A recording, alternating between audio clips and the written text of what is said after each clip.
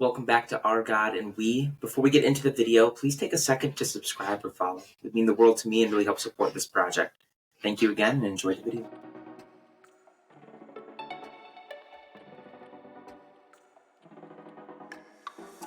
Welcome back to Our God and We. I'm your host, Stephen Stapleton, and today we are joined by Ben Seagram.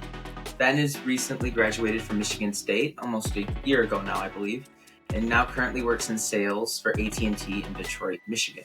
Apart from going to church on Sundays, through his line of work, Ben has dealt with many no's and has held perseverance in his life, which has greatly impacted his relationship with God and the Bible. Personally, Ben is one of my closest friends and has impacted my life in more ways than he could ever begin to know. Ben, I'm so excited you are here. Welcome to the podcast. Yeah, man, I'm excited to be here myself. It's always great to see, people doing great things, and I'm just glad to be a part of it. That's awesome, dude. Yeah, thank you. Before we begin, Mhm. I kind of want to give a little bit of background because I think that the story of our friendship is one of the coolest, unique things that I would agree. really anybody has. So me and Ben go back literally to birth. We were born a day apart, and shortly after being born, my parents were in the church, but then we ended up moving to Chicago. And Ben and his family stayed in the Detroit, Michigan area. And my parents actually ended up moving back. And when we moved back, Ben was one of the first friends that I kind of made. And it was really fascinating because we became friends. And then we would told our parents. And it was really interesting because then that's when we found out that we had actually known each other since birth. And so really funny how that played out. But yeah, Ben is possibly about as close of a friend as someone can really be to another person, and we go back literally to birth. So it's really awesome. Day one, literally day one. Yeah. So I wanted to start a little bit with your testimony, and then we can kind of sort of move from there and get into more conversational aspects. But when did you sort of first hear about God?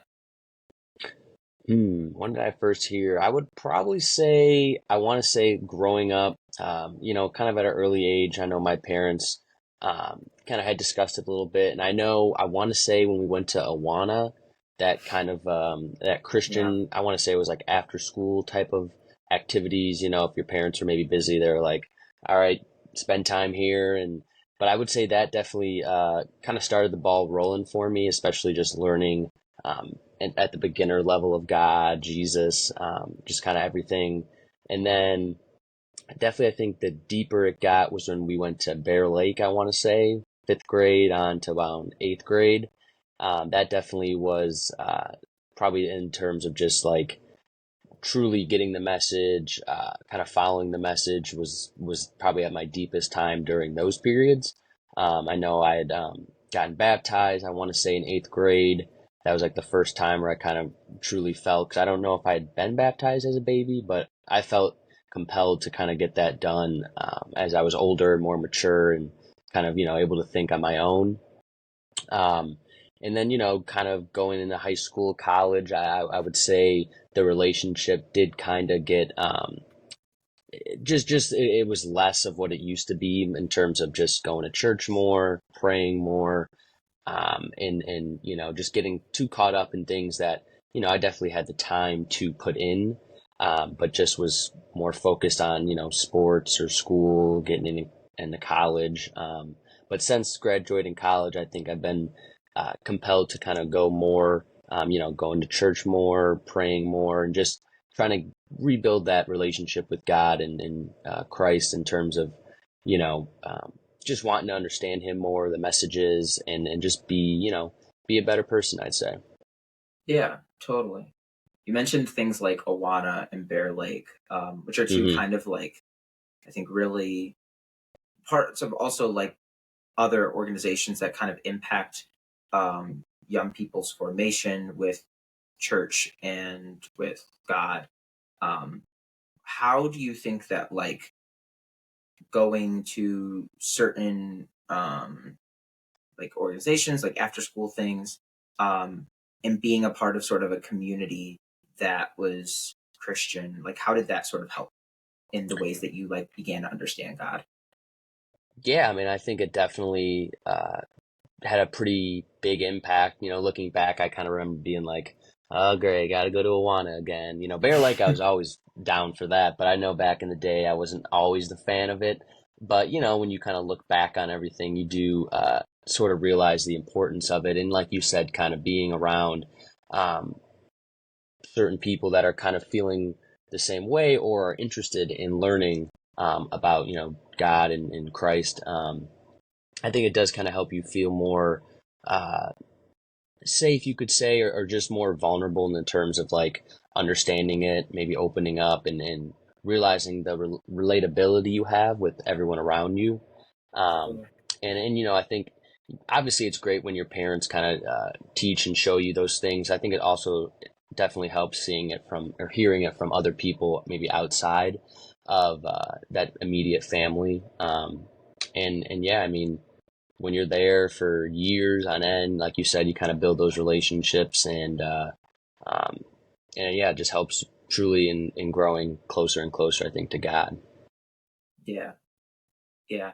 As you sort of developed kind of in growing closer to God, do you think that there was anything that specifically sort of sparked like walking away from that in high school, or was it just sort of like a gradual like life came up and there was just different things that took priority? Yeah, I don't think there was necessarily a direct reason or like a moment where I was like maybe questioning, is this what I believe in? I would say it was just more of kind of like you said, just kind of growing up and definitely prioritizing things over necessarily my religion. Maybe not taking it as serious as again I had maybe in the past. Um, and yeah, it definitely I think just like I said, just not using like the time I had. You just kind of want to do whatever you want to do, and you got to realize like that's true, but there's things you have to put your mind in the positions you need to do uh, to kind of be the better person you want to be. And I think the more you don't maybe go back to the ways you were when you were maybe more religious or just um, had more of an interest in it, I think you kind of can realize the potential you truly have than if you weren't, or just kind of distancing yourself. Um, but yeah, no, I don't think there was a main thing that kind of strayed me away. It was just you know getting busy, growing up, and yeah, Yeah. wanting to sleep in. I know that when I was younger. No, I totally get that. And I think it's interesting because I know at least for me, like especially as a high schooler, the demands on your life, I think from like 14 to 24 are ridiculous. Um Hmm. like and I don't think we truly understand just how much stress and pressure and demands we put on young people to um either prioritize like school or sports or friends or job or money, and all this stuff is like happening all while you're trying to develop your life. And in a weird way, it's interesting because like in my mind, um the times that I was in church were like the few times I think I could like slow down from that. But there were so many Hmm. times where I was like, I don't really have time to slow down. Like I have things I got to do. And that Hmm. kind of would like ripple and begin to build on itself until there was just no time left to do anything. Yeah, and I think when you're young too, time like it definitely goes slower than it does the older you get, but you don't realize how much time you do have when you're younger, so you kind of yeah, like you just kind of forget about some of the things that you definitely do have time for, but you're just not thinking about it as much. Definitely. Definitely. Now, kind of coming out of college and beginning your career, um, Hmm. having, in a sense, more like I struggle to use this word because like stability is there's a lot of connotations that come with it, but in a sense, having a little more stability, like what what kind of prompted you to then, I think, begin to invest more time into your faith and spiritual walk? Yeah, I mean, I think multitude of things, moved back home, so with my parents again, and knowing that My mom doesn't work on the weekends. And, and I think just like, you know, when you're kind of just out of college, first job, you're kind of feeling things out. And, um, I think I also kind of just wanted to, um, I had questions of like, well, what's my purpose, or what is it that I want to do? And I didn't have the answers for it. And I think kind of going back, to church, and just also kind of, getting that regular routine that, I once had. I think I kind of liked that as well. But, just trying to, I just think I really looked at myself in the mirror and was like, I kind of, not that I didn't necessarily like the person I was, but just knew Mm. I could potentially be better in a sense, or just, again, like, just wanting to get closer to God, to a place that I maybe once had, but also wanted to get better at. And so I think that's kind of what drove me to want to go back. And, I've met people along the times in college who, I was actually at the gym the other day and saw a dude's sweater, and it had a Bible verse. I can't remember what it was, but I thought it was really cool. And I went up to the guy and was like, like, hey, like, where'd you get that, man? I think it's really sweet. And he was telling me how he went to MSU, same college as me, and was in one of the, I think it was a Christian group. And I just thought to myself, like, huh, you know what? I could have been in that, something, you know what I mean? Yeah, Like, it was kind of made me be like, damn, I messed up, or I missed out. And I think just, um, seeing other people that kind of, are a little bit more religious, and are open about it. I think that kind of, I respect that. And, I think it takes courage to do that. And that's something I kind of want to, I'm not saying I'm going to be the person who's like, you got to go to God, like, you're something like that. But, in a sense, to try to like get others that I might know, or, know they're not necessarily as close as they could be, just to kind of give them maybe um, a bit of a push, or just kind of, come with me type of, attitude. I think that's kind of something one day I'd like to have. And again, I'm a person that likes to learn, and there's a heck of a lot that I don't know, and, lots of time to know more. So yeah, figure, got a definitely. career now, so might as well, you know, God's blessed me, and might as well give back by trying to learn more about Him. Absolutely. Absolutely. I think that is also such a super impactful. I mean, even in the ways that you're like kind of talking about it, of in some sense, growing closer to God is also both finding yourself in a place where you are improving, and at the same time growing closer to a community of people that's like already established. And that's like Hmm. such a cool, like, both and of like you individually are growing and you're a part of this community that is like very much embodied in a sense. Um, Hmm. no, that's amazing. Moving a little bit more towards your career now, Hmm.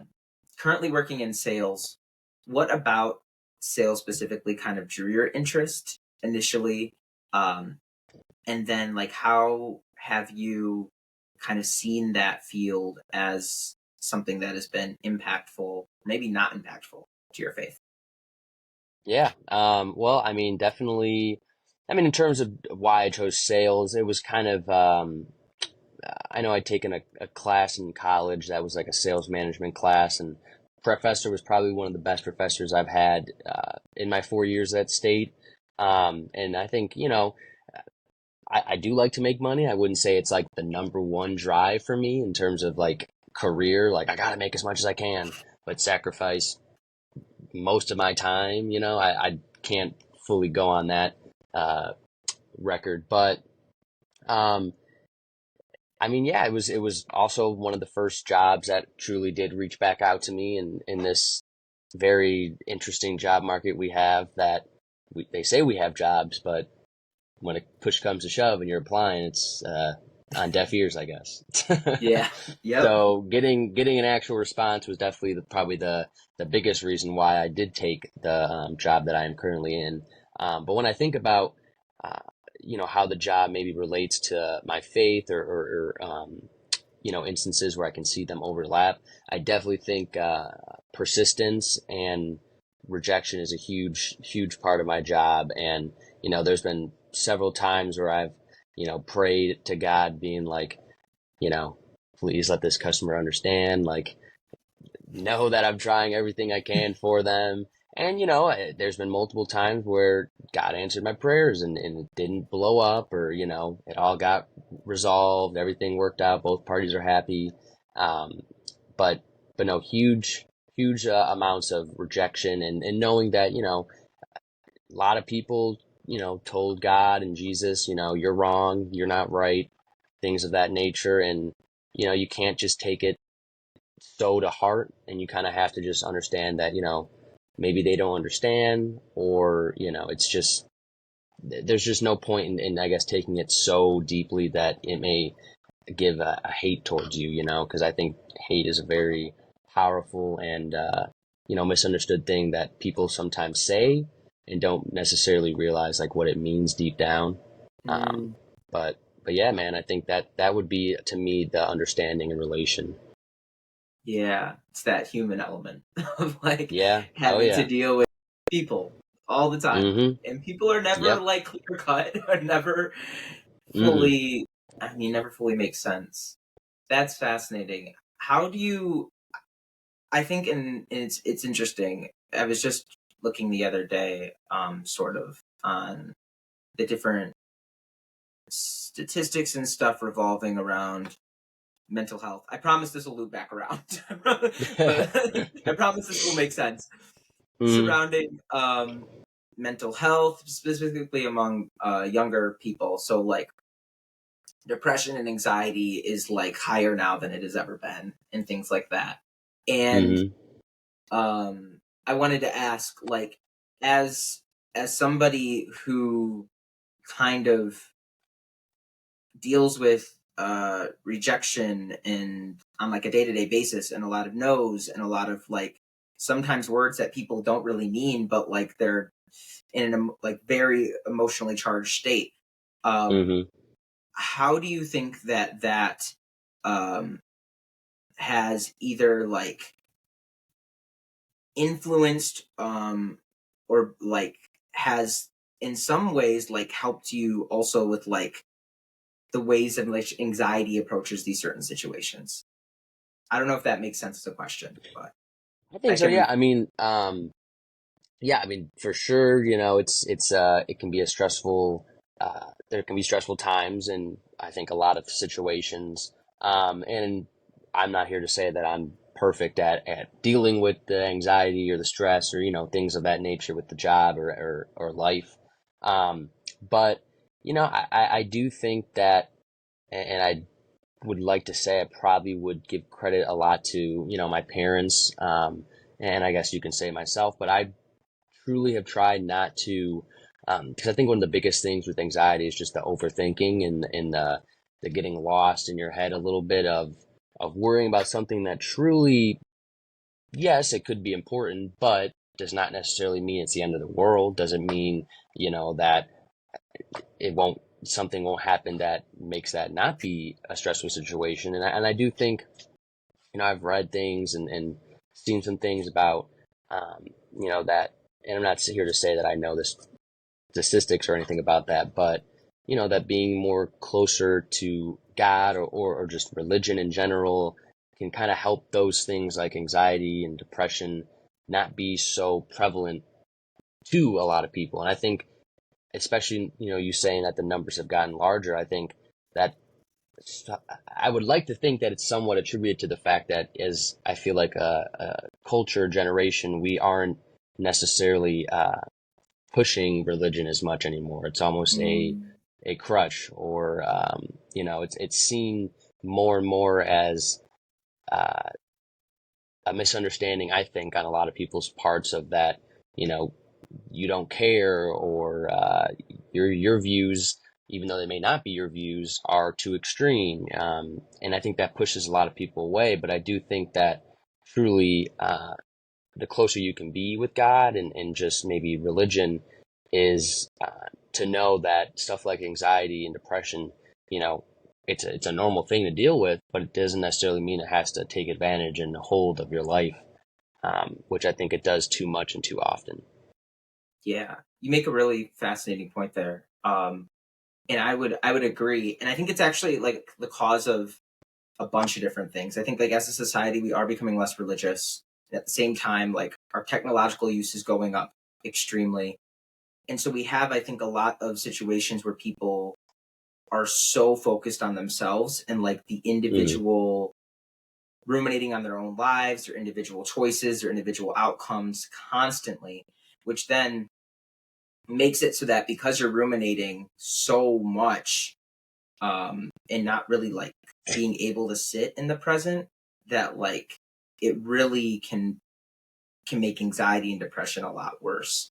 Um, mm, and one of the really cool things I think that religion does, specifically, I mean, I can only really speak from Christianity standpoint, but there mm, is this aspect of like, because you're in a community that understands that you're going to be like at fault at some point, like sin is a real reality. And because we've also put our trust in something that is like redemption, which is going to be in the far future, that like in some aspect you can get outside of yourself. Like you don't have to worry about like woe is me individually, everything that I do matters mm. entirely, and like ruminating on those little aspects, but you can kind of in some sense like eh, break free of that like chain of like stress that you're under. Hmm. um so I completely agree, and there's I think a lot of different stuff that really goes to impact that.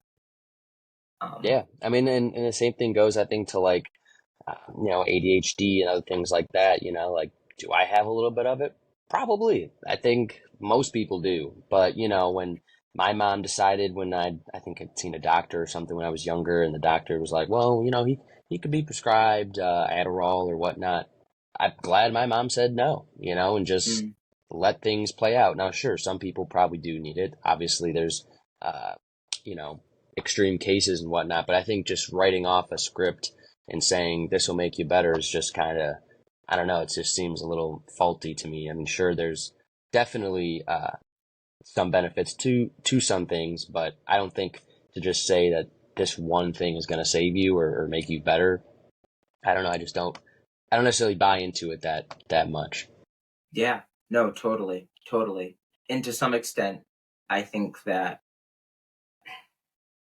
I think that there can be, now it's tricky because I don't want to say that like everybody is perfectly okay and doesn't need have like serious things they need to work Oh on. yeah, no, Like if yeah, that yeah. that's the, like that is the reason things like therapy and mental health like are big and exist. At the same Mm-hmm. time, like there are certain aspects of your life that it actually becomes harmful to ruminate on, and it can actually Mm-hmm. become harmful to just like sit in that despair for long periods of time. um Yeah. So yeah, no, I totally agree. And that's also fascinating, I think, how that kind of intertwines with your career in sales. And how like Mm-hmm. as you're going to these people, there's also an element of like this isn't the end of the world. And you can kind of have Mm-hmm. like that hope in that. Um Absolutely, yeah. yeah. Looking forward to like as you're kind of diving into sales, how do you see like, and you might have mentioned this. I'm so sorry if I'm re-asking, but how do you see Mm. like your career in sales um as something that is like propelling or helping you in conjunction with like your faith and day to day and things that you're thinking about with God? Um yeah. Hmm. This I can't say this is an easy question, but um, I mean, I don't know. I mean, I would say, uh, you know, you kind of have to have, because I think I think a lot of people do this. I know I've been guilty of it before. When things don't go your way, it's easy to just blame others or why Mm. God, why did this have to happen? And I think I'm learning more and more of, a it's truly not God that you need to be blaming, and that you just can't take when bumps in the road happen, you can't just immediately break down and say, "Oh, the car's just not going to work. I guess we're done here." You got to kind of keep chugging away and just not get so caught up on the little things. And that's something I definitely still work on. I think a lot of people do as well. But I think you got to just know that, all right, this might be happening now, but I know God's got me, and I'm not gonna to get so worked up about this one thing, because a I'm gonna learn from it, know what to do next, and not gonna have to be so stressed out about it, and b that you know uh, God's with me as well, and knowing that I'm not alone type of attitude. I think that for sure goes into the role, or just relates to it as well. Absolutely. That's incredible. That's awesome. I wanted to talk a little Hmm. bit about sort of your overall walk. Um, as you were sort of like in the church and then got fell away, had a little sidetrack in high school, and then sort of um, came back to investing more in it after college. How do you see your walk in sort of conjunction with those around you, and do you see your walk as something that is um, yeah, like a good, like normal in a sense, like yeah. Yeah, I mean, I would say I kind of do feel like my walk is similar to a lot of people in the sense that, definitely when you're younger, I think is the state where you're kind of more, you're not necessarily questioning things as much, and you kind of just go along. And if you're obviously in the environment, you're going to kind of be what the environment is like. And then as you get older, you kind of start doing other things, get more involved, and it might take a bit of a back seat, if you will. Um, but I think just knowing that uh, there was once a time where I was more kind of religious, or uh, just kind of felt um, that it was more there was some type of priority, or just not even priority, but just like interest, if you will. Knowing that that was once there, and then the more you grow apart, you kind of start to be like, I know I got to get back, and I know I got to get back, and then finally, I think when you realize you got the time, you maybe have figured yourself out a little more. It's a lot easier, and I think better to kind of to go back to going to church, reading the Bible, praying. Um, but I think I think everyone's different. Everyone kind of has their own path to walk. Um, do I am I in terms of friends that I know, and I don't necessarily know this, but if I had to take a guess, I wouldn't say a lot of them really go to church, Mm. or are spending more time um, maybe trying to learn more or just understand it. Um, which I mean, I'm not a very I try not to be a judgmental person or anything like that, and I can only truly ask about and say, hey, you want to come to church with me, something like that, because that's what gets the ball rolling, honestly. And um, but again, I'm not here to criticize or anything like that. But um, I mean, yeah, like it's just not easy, man. You can find them. There's definitely people that do go to church and maybe have similar interests, but I think especially when you go to college, because I felt like noticing when I was at least at the college that I was at, um, you don't necessarily see it as much or hear about it much, Yeah. or if it is heard, it's more like, oh well, hey, I don't care. Yeah. I feel like Yeah. that's been more prevalent at universities, and not here to say that they push that or anything, but I just feel like, um, you know, it's definitely less important, or just even talked about. Yeah. Yeah. You mentioned that, um, I mean, just now saying that like it's less important, but then also earlier, um, saying that there had been somebody you met at the gym who was part of a campus group at Michigan State. Mm, How sort of was your experience at Michigan State? Was it, I mean, you just said that there was like kind of nobody really talked about it at all. Um, mm. do you think that that is like a general consensus thing, or was that just mainly within the certain group that you were a part of? Also, like frat life at Michigan State. Hmm. Yeah, I mean, I would say like I wouldn't say general consensus, but I would venture to say a majority, a lot, definitely don't uh, pay much to it, or at least don't actively get involved, or things of that nature. And I just think it's, going back to my 4 years of college, I think I was more, besides, school, classes, GPA, all that, I was more just kind of like, well, I'm on my own and I have my friends and I'm in college, so hey, why not enjoy this time while I have it? Because I'm not going to have it in the future. Yeah. Um, so I think that and looking back, I know like there's a lot of things I wish I could have done differently, or just maybe less of one thing and more of another type of thing. But um, I mean, I just think that generally it's just not something that is really something that a lot of people care to do, at least at that time, or they just they're not thinking about it actively when you're in college, because you do have a lot going on, but you definitely do still have, I would say, a pretty good amount of time, free time, if you will. That's just knowing college, and knowing that in about a 12-hour day, I probably only had about 4 hours worth of work and classes. That's a lot of other time for other things. Definitely, definitely. And sort of seeing the ways that God has both interacted with you and in bigger picture things throughout your life. Um, how has your past sort of shown God's faithfulness, or in certain places like disappointments and letdowns that you would have expected different results? Yeah, I mean, I think truly when I think about a lot of things, like I remember when I had applied to Michigan State, which was like the school that I really wanted to go to pretty much forever. And I remember I got in originally second semester, so that means I didn't get in basically in the fall. And I remember just praying, and I remember I sent out like a letter basically trying to say, why I deserved to get into the fall. And I was just like, well, it's in God's hands and it's meant to be, it's meant to be. And, I think 3 weeks after sending that out, I did get accepted in the fall.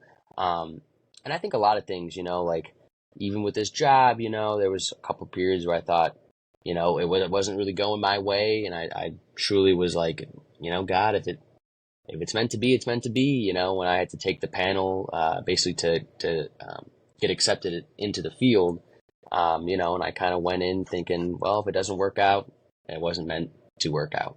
And I've truly always kind of had that mindset, just because I think it's a better, uh, it's better in terms of your mental health, in terms of being stressed or anxiety. I think thinking like that, you don't really necessarily deal with it as much, because again, you're kind of letting yourself know that, hey, it is what it is, man. Like, I mean, I know Totally. I've said that a couple times, um, um, but it worked out. It ended up passing that and getting the job. So I just kind of look at things in just of the, it's in God's hands. I like to say that a lot, because truly it is. And if God didn't want me to have the job, or God, didn't want me to be with this person, I think He would show me that. And I'd like to try and listen. I can't say I'm perfect. I don't think a lot of us are, even when God's telling us right in our face, like, hey, this is it, man.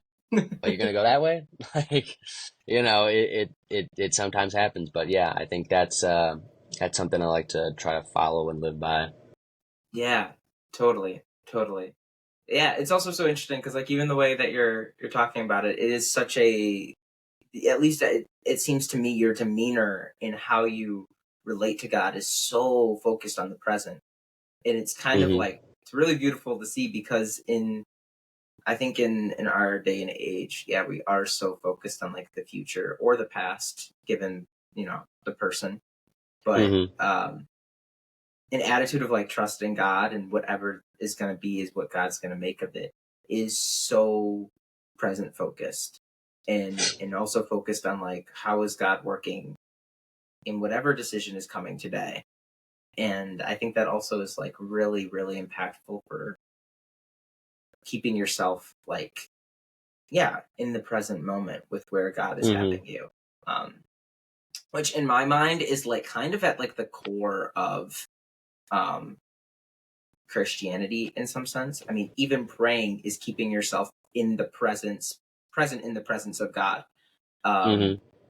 and I think if we forget to stay in the present, and if we forget that like God is a God that is always working, then Mm-hmm. sometimes we'll like lose sight of that, and even then we'll sort like our trust will start to falter in God. And if we truly trust God, like there's no reason for us to do anything other than just it is what it is. Yeah. Mm-hmm. I agree, man. Yeah, totally. All right, so we're gonna go into it's a little early, but we're gonna go Mm-hmm. into our last two sections. So this next section is our quote of the day. For the quote, I'm just going to read the quote and we're just going to talk about it. However many thoughts come up, have a short conversation, and then we'll move into our final question for today. All right? All right, man. So, our quote of the day: to be at peace with ourselves means we have the confidence gained through participation in the adventure we call God's kingdom, to trust ourselves and others. Moving a little forward. Moreover, by learning to be at peace with ourselves, we find we can live at peace with one another. And this freedom, after all, is the only freedom worth having. End Mm. quote. Those are some true words, man. What are your thoughts? What are your thoughts? I mean, I think I feel like we kind of touched on some of it too, just earlier. But I think, to me, the message I get from that is that, you know, being true to who you are in sense of, not putting a character on or not trying to act a certain way to please others. And I think mainly knowing that you have faith in God, knowing that He has your back, um, believing in Him, even when you might think that what He's telling you to do or what you might think you should do isn't what you want, but knowing that it's right. Um, I think having those things that truly is what makes a person, really feel happy, uh, not have anxiety, not have depression. I think that like it kind of touched on, that's true peace. That's being in the present, in a peaceful mind.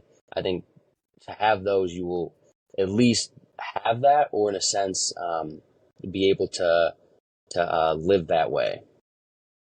Yeah, totally. Totally. And then, even to that point, like being at peace in the present, and it's rough because I have the quote in front of me and you don't.